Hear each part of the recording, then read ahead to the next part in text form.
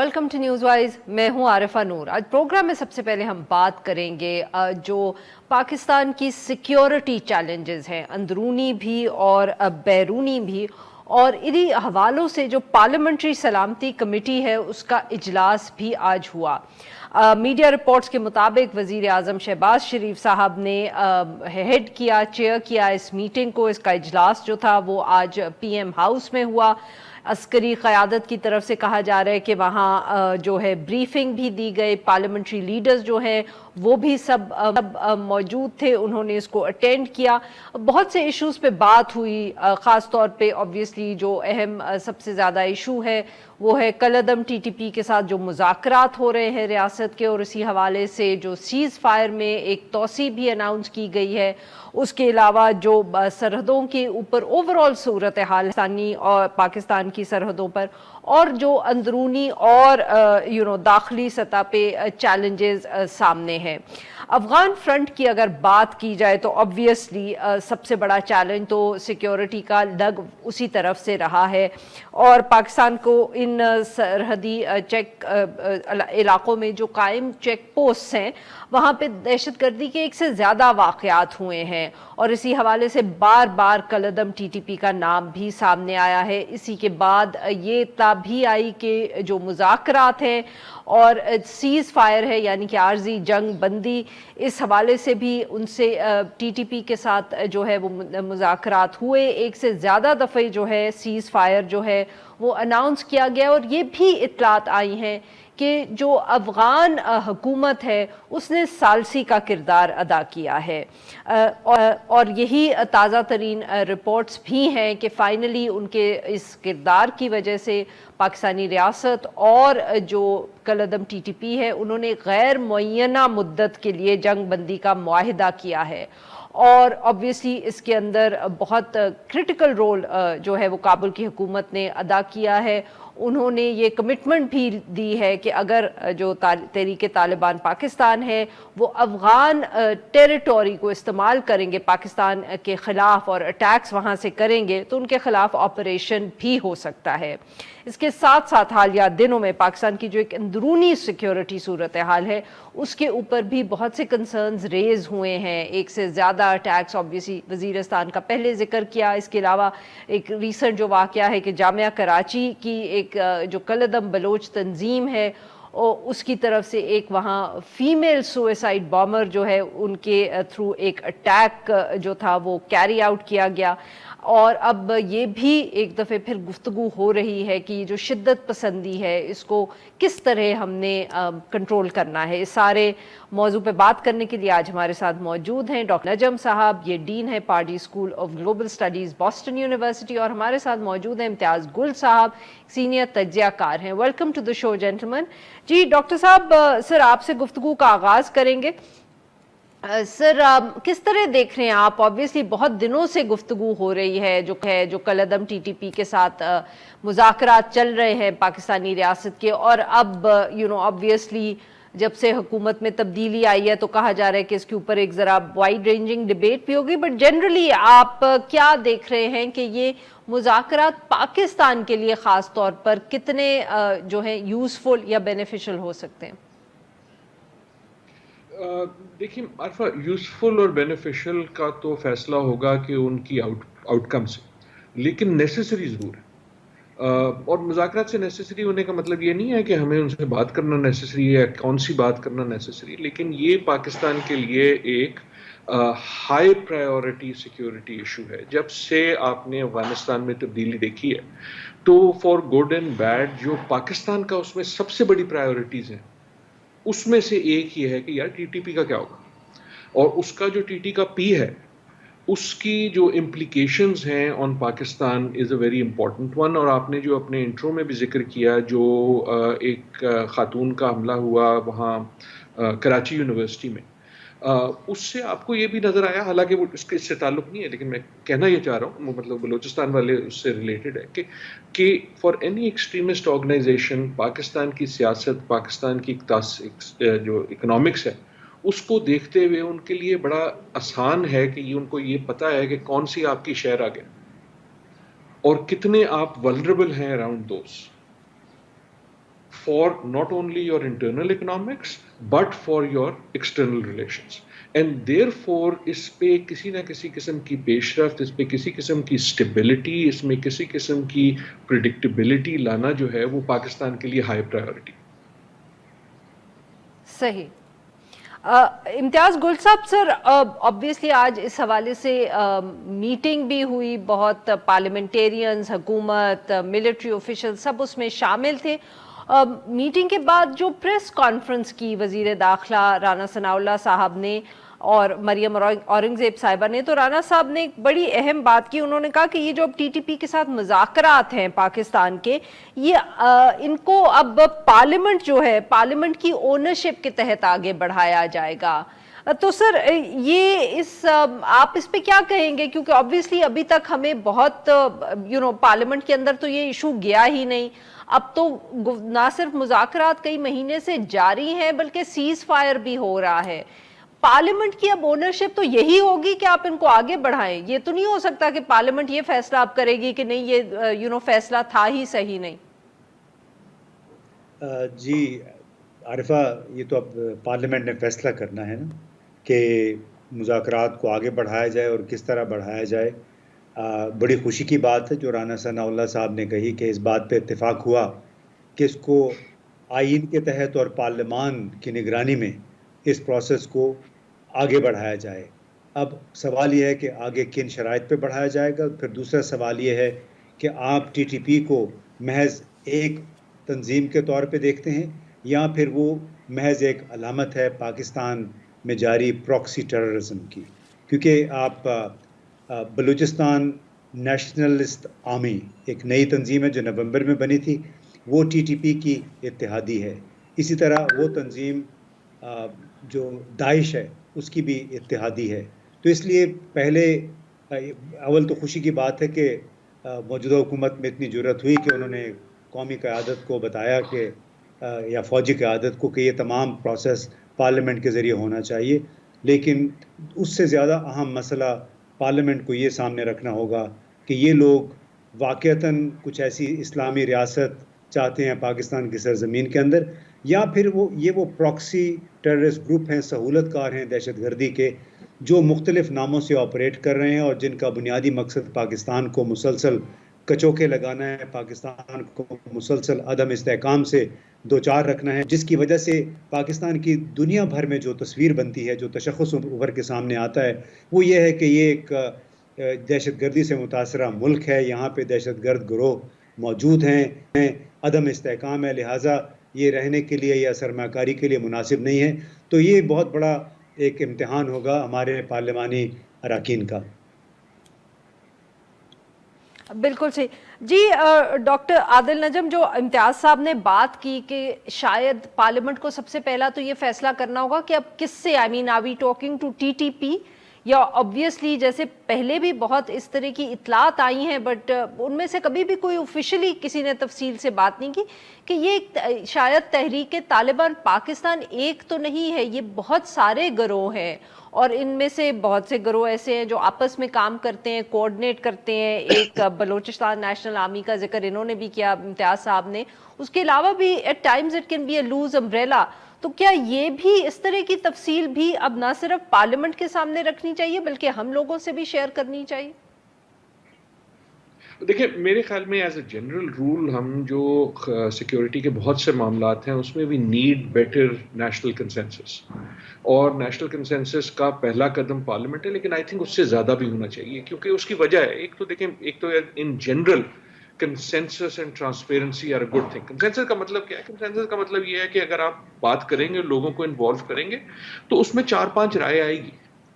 کوئی کہے گا یہ، کوئی کہے گا وہ، لیکن اس کو آپ کو برداشت کرنا ہوگا، ایک دوسرے کو سمجھانا ہوگا. اور اس کا میں ابھی allow me to make the point.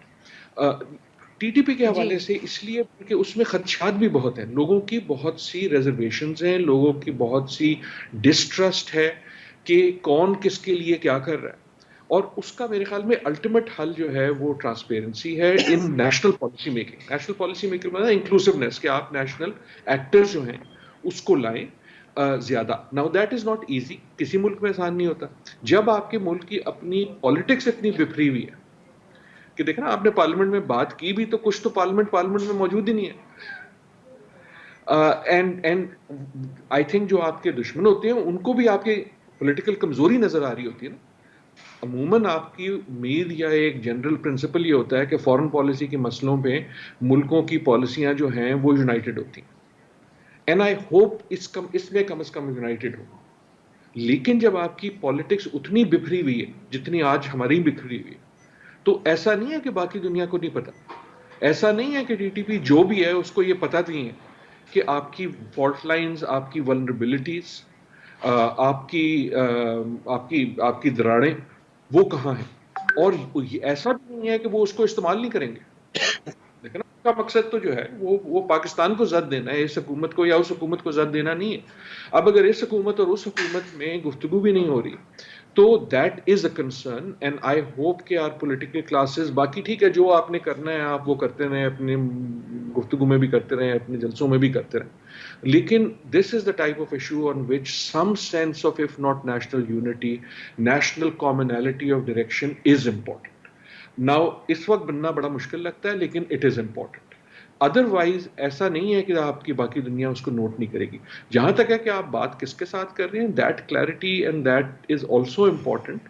کہ ٹیکنیکلی تو اس وقت افغانستان میں بھی بات کرنے کے لیے آدھی دنیا کے لیے کچھ نہیں ہے. یقیناً طالبان کا ایک کنٹرول ہے, لیکن ایک بڑی انٹرسٹنگ چیز ہے کہ جس چیز پہ آپ اپنے پروگراموں میں کچھ مہینے بات کر رہی تھی وہ دنیا بھول ہی گئی ہے کہ کس گورنمنٹ کو کس نے تسلیم کرنا ہے, اس کی کیا ویلیڈیٹی ہے.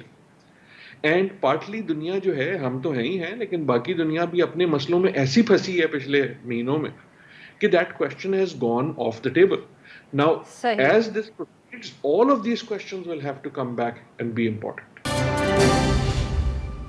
ابھی تک بہت سی تنقید اگر ہوئی ہے ان ٹاکس پہ تو وہ اس حوالے سے ہوئی ہے کہ جو تحریک طالبان پاکستان ہے ان کے تو ڈیمانڈز ایسے ہیں جو بالکل ناممکن لگتے ہیں وہ کسی ریاست کے لیے ماننے.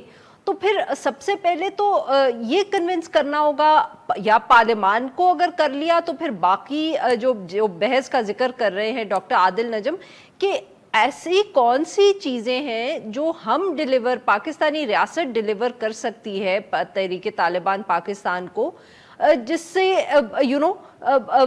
جس کے اوپر بات آگے بڑھے گی. کیونکہ اس وقت جو ان کی ڈیمانڈز ہیں وہ تو کوئی ایسی نہیں ہے کہ ہم سمجھیں کہ ان میں سے کوئی بھی ایکسیپٹیبل ہوگی یا اس کے اوپر کوئی کنسنسس بن سکتا ہے, جیسے ڈاکٹر صاحب نے کہا. جی بالکل آپ نے صحیح کہا. ڈاکٹر عادل نجم نے بالکل ایک ایسی طرف اشارہ کیا جو میں پہلے بھی کہنا چاہ رہا تھا کہ دیکھیے پہلے نیشنل سیکیورٹی کمیٹی کے 2 اجلاس ہوئے تھے جب عمران خان وزیر اعظم تھے. اس وقت جو موجودہ جماعتیں تھیں بطور اپوزیشن اس میں شامل نہیں ہوئی. ابھی پی ٹی آئی اور پی ٹی آئی آپ کو معلوم ہے اس وقت سب سے زیادہ پارلیمانی نشستیں قومی اسمبلی میں پی ٹی آئی کے پاس ہیں. تو یہ ایک منقسم, ایک تقسیم شدہ گھر ہے جس کی جہاں سے آپ کے جو بھی یہ کہہ لے نیشنل سیکیورٹی کمیٹی کے اجلاس سے کوئی بات باہر آ جائے یا موجودہ پارلیمان سے, اس کی کوئی میں نہیں سمجھتا کہ بہت زیادہ اہمیت ہے, کیونکہ یہ انکلوسیو نہیں ہے. اس میں تمام جماعتیں نمائندہ پاکستان کی وہ موجود نہیں ہیں. دوسری بات آپ نے ٹی ٹی پی کے مطالبات کی وہ بالکل صحیح ہے کہ ان کے مطالبات تو جناب یہ ہیں کہ آپ جو سابقہ فاٹا جو کہ اب تاریخ بن چکا ہے اس کو بحال کریں, اور وہاں پہ وہ اپنی ایک اسلامی ریاست بنانا چاہتے ہیں. پھر وہ چاہتے ہیں وہاں سے ان کی پاکستان کی افواج نکل جائیں وہاں سے, اور وہ یہ بھی چاہتے ہیں کہ ان کے وہ دہشت گرد جو کہ جن کو بلیک کہا جاتا ہے, یعنی وہ لوگ جو کہ واقعتاً ناقابل تردید ثبوتوں کے ساتھ پکڑے گئے تھے مختلف کیسوں میں اور جیلوں میں, ان کی رہائی چاہتے ہیں. تو ان کو یہ پہلے سے بتا دیا گیا ہے کہ یہ ہماری ریڈ لائنز ہیں. البتہ اس کے علاوہ اب کس امور پہ بات ہو رہی ہے وہ وہاں پہ آپ کا خدشہ تھوڑا سا درست ہے کہ انفارمیشن کی کمی ہے. ہمیں نہیں معلوم کہ ان 3 جو بڑے مطالبات تھے جو کہ شروع سے کہہ دیا گیا تھا ان کو کہ یہ ہماری ریڈ لائن ہے, کسی اور کوئی بھی ریاست میرا خیال ہے یہ مطالبات برداشت نہیں کر سکتی. تمام ریاستیں, ممالک جو ہیں وہ قبائلی معاشرے سے مہذب معاشرے کی طرف منتقل ہوئے. اب یہ نہیں ہو سکتا کہ باقی پاکستان آگے چلتا رہے اور یہ علاقہ جو ہے ایک پراکسی ٹیررسٹ گروپ کی زیر نگرانی بالکل اپنے 18ویں 17ویں صدی کے طور پہ وہاں پہ پھلتا پھولتا رہے. تو اس حوالے سے میرا خیال ہے کہ جو لوگ بھی اس مذاکراتی عمل میں شامل ہیں انہیں اس بات کی وضاحت کرنی چاہیے کہ ان 3 جو بڑے مطالبے ہیں TTP کے, اس کے علاوہ آخر بات کرنے کی رہ کیا گئی ہے. بالکل صحیح سر. جی ڈاکٹر صاحب ویری کوئکلی آن دس سر یہ بتائیے گا کہ ایسا کنسنسس بنانا یہ کوئی مہینوں کا تو کام نہیں ہوگا. After all to fight this war ہم نے کتنے سال لگائے کنسنسس بنانے میں. دیکھیں کنسنسس بنانا تو مہینوں کا کیا سالوں کا بھی شاید نہ ہو, لیکن کنسنسس بنانے کی کوشش تو کرنی چاہیے نا. کنسنسس نہیں تو کسی ایک possible set of some small set of possible agreements کی کوشش تو کرنی چاہیے. ایک میری گزارش ہے جو میرے خیال میں ہمیں آئی بلیو ان دس, آئی نو کہ بہت سے لوگ اس میں مشکل سمجھتے ہیں. کسی سے بات کرنے کا مطلب یہ نہیں ہے کہ ہم نے اس کی جو ہیں اس کے نعروں کو تسلیم کر لیا یا اس کے مطالبات کو تسلیم کر لیا. یہ کنڈیشن بنا لینا کہ جب تک تم میری بات مان نہیں لوگے میں تم سے بات نہیں کروں گا از ایکچولی کاؤنٹر لاجیکل. تو پھر بات کرنے کا پھر فائدہ کیا ہوا یار, رائٹ. اور یہ ہم اپنی آئی وش ہم اپنی ڈومیسٹک سیاست میں بھی یہ سیکھ سکتے ہیں کہ اگر میرا اور آپ کا اختلاف ہے اس کا یہ مطلب نہیں ہے کہ ہم بات ہی نہیں کر سکتے. اپنے اختلاف کو برقرار رکھتے ہوئے, اپنی پوزیشن کو برقرار رکھتے ہوئے, there can be a subset of things to talk about, including pushing back وہ چیزیں جو آپ اپنی ریڈ لائن سمجھتے ہیں. نہ وہ کرنا آسان نہیں ہوتا, میں یہ نہیں کہہ رہا کہ ایسا کر لینا میرے کہنے سے بڑا آسان ہو جائے گا, لیکن دیٹ از نیسسری. آپ دنیا بھر میں جہاں میجر کانفلکٹ دیکھ لیں, اگر آپ گفتگو کا انتظار یہ کریں گے کہ جب وہ میری بات مان لے گا پھر بات کریں گے, یار that A does not happen. اور دوسرا اس کے بیچ میں جو آپ کو کاسٹ دینی پڑتی ہے جب آپ اس طرح کی ضد پہ آ جاتے ہیں, that is too great. As again I would say کہ یہ لیسن ہمیں انٹرنیشنل ڈومیسٹک میں بھی سیکھ لینا چاہیے. ناؤ کیا اگر اپنی آئیڈلسٹ موڈ میں آ جاؤں, کیا از دس ون ایشو جس پہ 2 گھنٹے کے لیے اپنے باقی سارے اختلاف رکھ کے سائڈ پہ تمام سیاسی قوتیں جو ہیں وہ مل بیٹھ کے کم از کم یہ کہہ سکیں کہ we believe Pakistan's interests are the same. اگر آپ پارلیمنٹ میں نہیں موجود تو آپ آل پارٹی کانفرنس کرا کے کر لیں, ایسا ہوا ہے. Now again I do not see بالکل صحیح سر. حالت میں اس کی لائکلیہڈ ہے, بٹ آئی ہوپ کہ اس پہ سوچا تو جا سکے. بہت بہت شکریہ ہمارے 2 مہمانوں کا, انہوں نے ہم سے. ناظرین یہاں پہ لیں گے ایک چھوٹا سا بریک, اور جب ہم بریک سے واپس آئیں گے ہم بات کریں گے پاکستان کی جو IMF سے مذاکرات ہیں اور اس حوالے سے جو اطلاع آئی ہے کہ کوئی پروگرس ہوا ہے. Stay with us.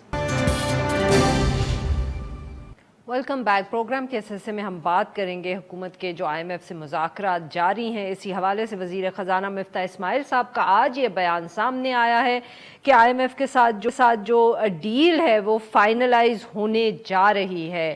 IMF programme میں انہوں نے کہا کہ جو 1 سال کی توسیع ہے وہ بھی متوقع ہے. جو میڈیا ذرائع سے تفصیلات سامنے آئی ہیں تو IMF نے پاکستان سے جو ٹیکس وصولیاں ہیں ان کا جو ہدف ہے یعنی کہ ٹارگٹ, اس کو 7 سے 7.5 ٹریلین روپے تک بڑھانے کو کہا ہے. اور ہر ماہ جو پیٹرولیم ڈیولپمنٹ لیوی ہے اس حوالے سے بھی 5 روپے فی لیٹر اور 11% سیلز ٹیکس لگانے کا جو ہے مطالبہ کیا ہے.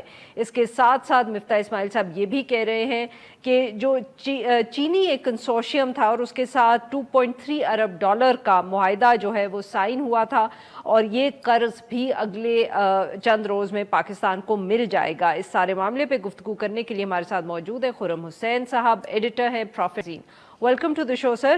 جی خرم صاحب, فائنلی اب آر وی اسٹل انچنگ کلوزر, جس کو انگریزی میں کہتے ہیں, ابھی بھی فائنلائز ہو رہی ہے ڈیل, یا اب ہم سانس لے سکتے ہیں اور کہیں کہ اب سب کچھ طے ہو چکا ہے؟ عارفہ اب سانس لے سکتے ہیں اور کہہ سکتے ہیں کہ 80 یا 90% طے ہو چکا ہے. آئی تھنک پچھلے 6 ہفتوں سے آپ کے پروگرام میں اور تمام اور اپنی پبلک اپیئرنسز میں اور رائٹنگز میں کہتا آ رہا ہوں کہ مشکل فیصلے کرنے پڑیں گے, منزل بہت دور ہے اور راستہ بہت مشکل ہے.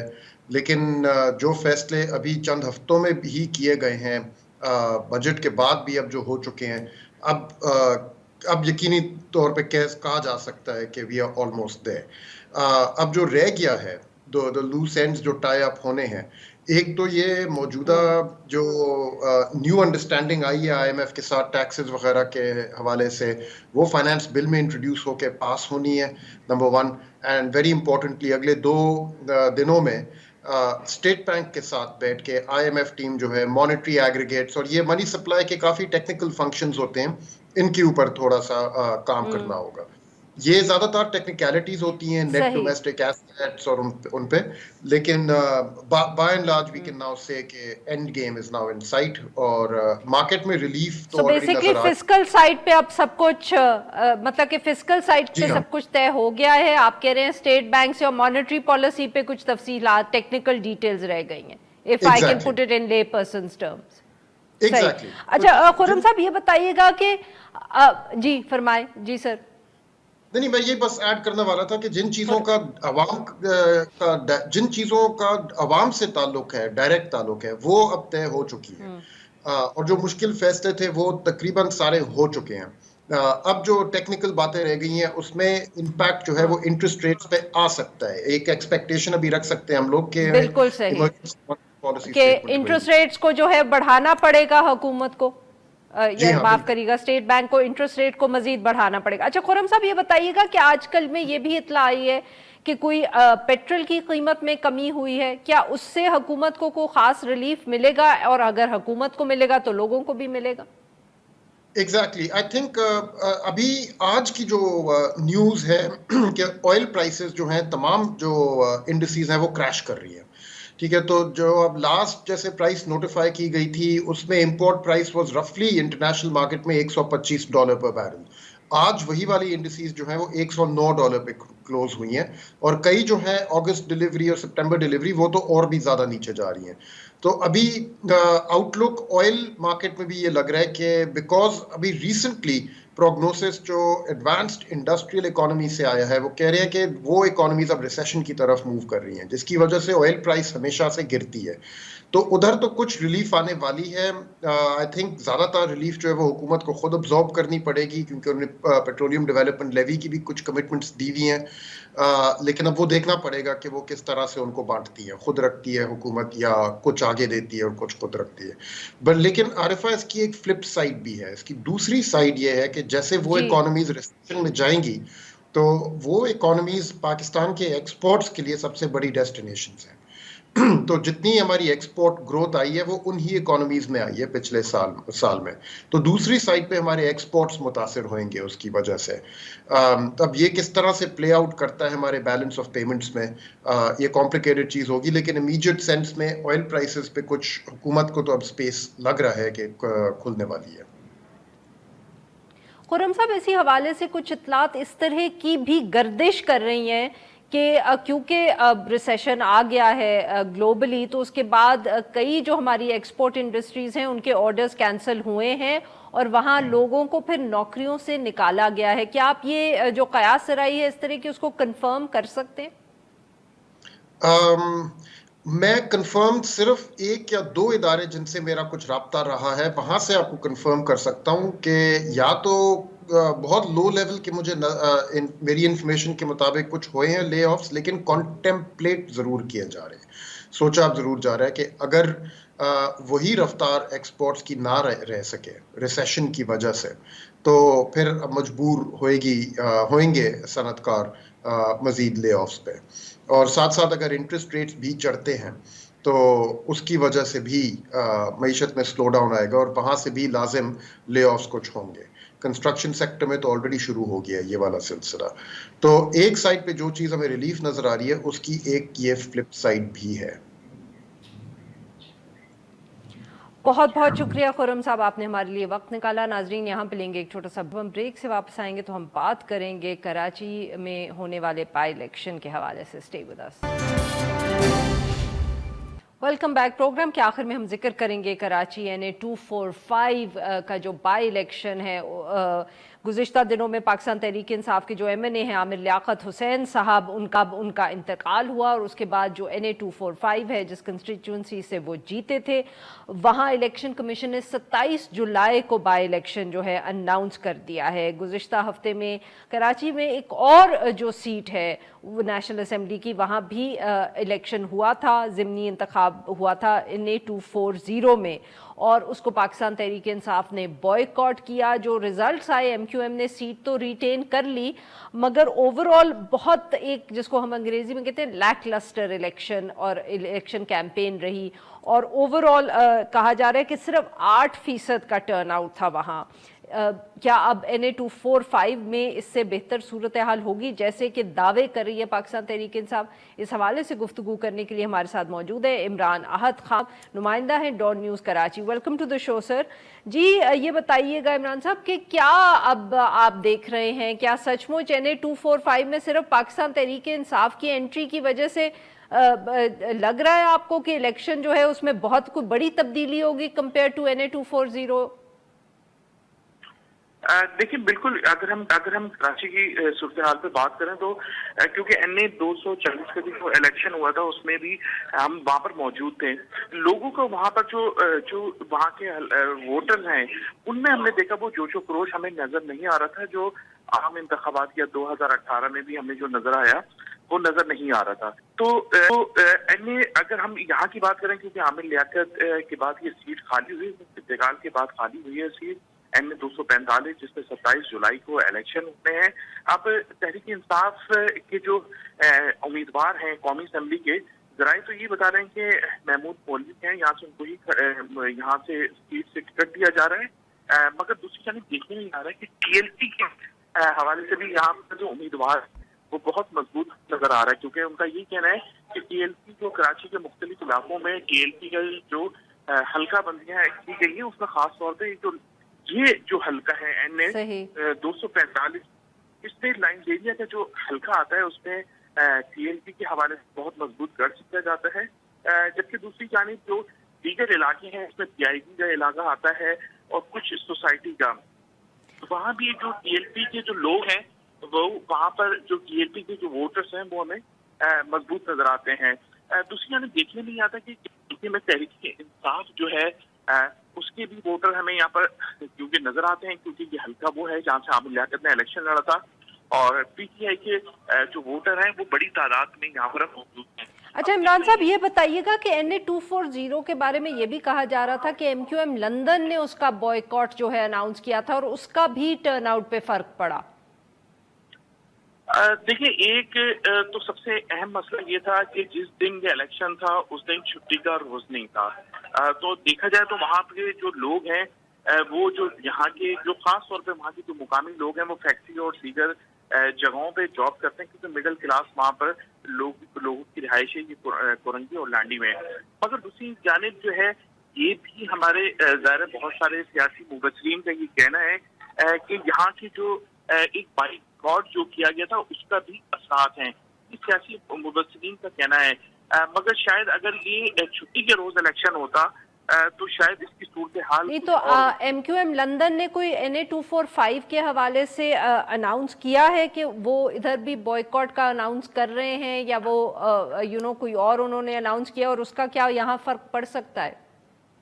देखिए बिल्कुल अभी तक तो जो सूरत हाल है कि जो MQM लंदन की जानिब से कोई ऐसा ऐलान नहीं किया गया है कि वो बाइकआउट करेंगे, मगर देखने में आता है कि जैसे ही इलेक्शन करीब होता है उसके देखते हैं कि बानी MQM जो है वो अचानक ऐलान करते हैं और वहां से वो बाइकआउट का ऐलान कर देते हैं।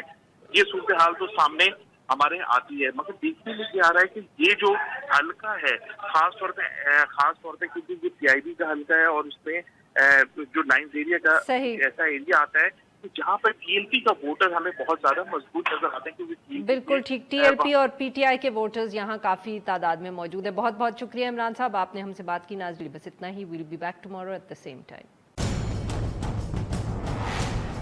हर पीर से जुमे अपना पसंदीदा शो न्यूज़ वाइज यूट्यूब पर देखने के लिए डॉन न्यूज़ के ऑफिशियल चैनल पर आएं और सब्सक्राइब करना मत भूलें, बेल आइकॉन को प्रेस करें।